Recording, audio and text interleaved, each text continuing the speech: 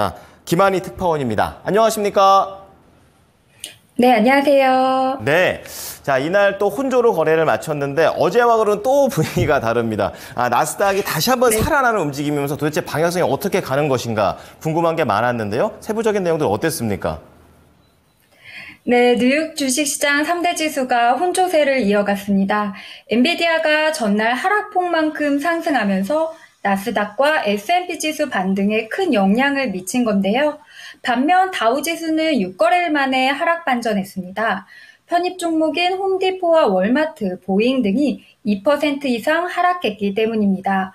오늘 뉴욕 증시에서 다우존스 30 산업평균지수는 전거래일보다 0.76% 하락한 39,112.16의 장을 마감했습니다.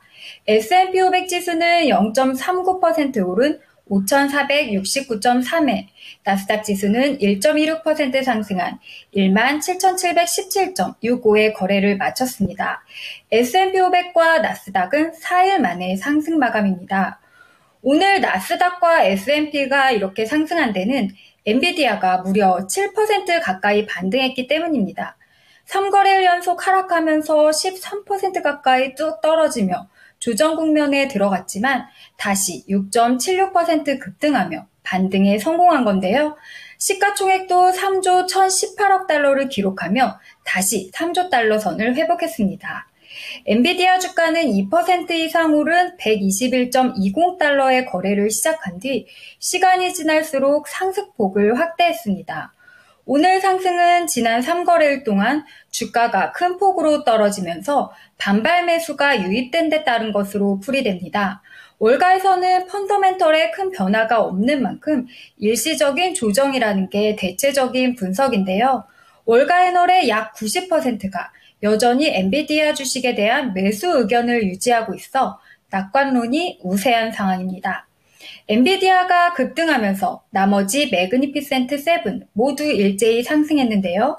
알파벳 A 2.68%, 테슬라 2.61%, 메타 2.34%로 2%대 올랐고요. 아마존과 애플, 마이크로소프트 모두 상승세를 탔습니다. 반도체 설계사인 암홀딩스도 6.32% 반등했습니다. 인디펜던스 어드바이저 얼라이언스의 최고 투자 책임자인 크리스 자칼렐리는 엔비디아와 기타 기술 기업의 최근 하락세는 단기적인 조정일 가능성이 높다며 올해 하반기도 여전히 기술과 AI에 관한 테마가 주를 이룰 것이라고 예상했습니다. 존앤콕 인베스트먼트 매니지먼트의 공동수석 투자 전략가인 에밀리 롤랜드도 기술주 상승이 이날 시장의 핵심 동력이었다면서 투자자들은 더 나은 매수 지점을 찾고 있었다고 진단했습니다. UBS 글로벌 자산관리의 미주 최고 투자 책임자인 솔리타 마르첼리도 엔비디아의 조정을 AI에 대한 구조적 투자 사례나 광범위한 주식 전망에 대한 경고 신호로 오해해서는 안 된다고 강조했습니다. 오늘은 경기 동양 풍량계라는 별명이 있는 물류업체 페덱스 실적 발표가 장 마감 후 조금 전 있었는데요. 페덱스는 회계연도 4분기 순이익이 14억 7천만 달러, 주당 5.94달러로 1년 전에 15억 4천만 달러와 주당 6.05달러보다는 줄었다고 밝혔습니다. 그렇지만 페덱스는 2025 회계연도 매출이 한 자릿수 초반 내지 중반대의 성장을 기록할 것으로 예상했고 주당 순이익은 20에서 22달러일 것으로 내다봤는데요. 월가 전망치 20.92달러를 웃도는 수치입니다. 또 계속되는 비용 절감 노력으로 22억 달러의 연구 비용 절감이 예상되며 자본 투자는 52억 달러로 네트워크 최적화와 효율성 개선 등에 우선 투입될 것이라고 밝혔습니다. 오늘 정규장에서는 0.05% 하락 마감했지만 페덱스는 실적 발표 후 시간의 거래에서 15% 가까이 반등했습니다. 네, 말씀을 해주신 대로 반도체라든지 AI가 다시 한번 뜨거워지고 있고 또 경기 동향과 관련된 실적도 뭐 대표적으로 잘 나왔다. 근데 여기까지 다 좋은데 중요한 거는 다우지수라든지 S&P 500이 좀 상대적으로 덜 갔단 말이죠.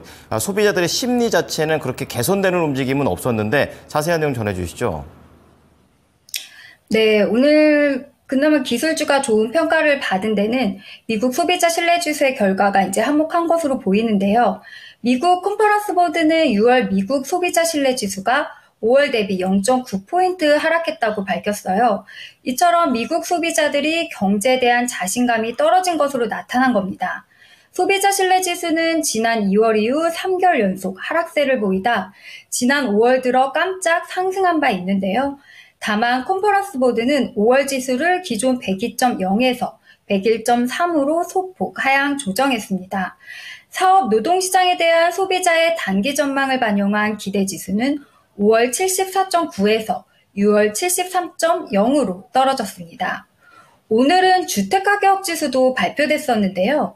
미국 주택가격이 2개월 연속 사상 최고치를 기록한 것으로 확인됐습니다. S&P 케이스 실러에 따르면 4월 주택가격 지수는 전년 동기 대비 6.3% 상승한 것으로 나타났습니다.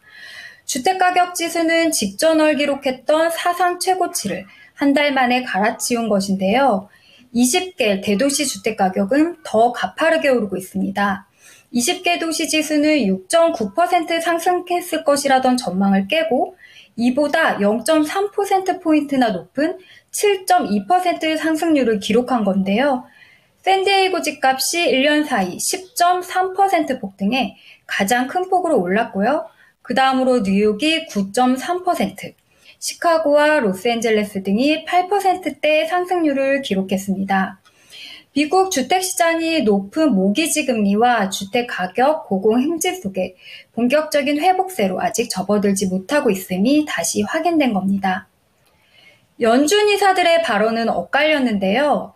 연준 내 매파로 꼽히는 미셸 보먼 연준 이사는 금리 인하를 개시할 때가 아직 아니며 인플레이션이 둔화되지 않을 경우 금리를 인상할 가능성을 열어둬야 한다고 말했습니다. 최근 들어서 금리 인상 가능성을 거론한 유일한 이사인데요. 그는 아직은 기준금리를 낮추기에 적절한 시점이 아니다면서 인플레이션 둔화세가 멈추거나 오히려 인플레이션이 반등한다면 기준금리를 인상할 의향이 여전히 있다고 했습니다. 하지만 리사쿡 연준 이사는 올해 인플레이션이 점진적으로 개선될 것이라며 어느 시점에 금리를 인하하는 것이 적절할 것이라고 밝혔는데요.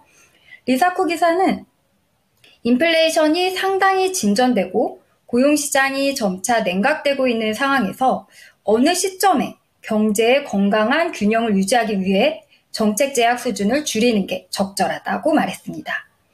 내일 일정 체크해 보겠습니다.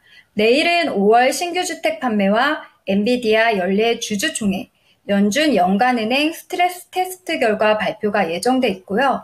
마이크론과 제너럴 밀스 실적도 발표됩니다. 특히 마이크론 실적은 인공지능 AI 랠리를 주도하고 있는 기술주들의 2분기 실적을 가늠해 볼 수 있어 투자자들이 주목하고 있습니다. 네, 마이크론 테크놀로지 실적까지 잘 지켜보겠습니다. 오늘 말씀 감사합니다. 네, 감사합니다. 네, 지금까지 모닝인 뉴욕이었습니다.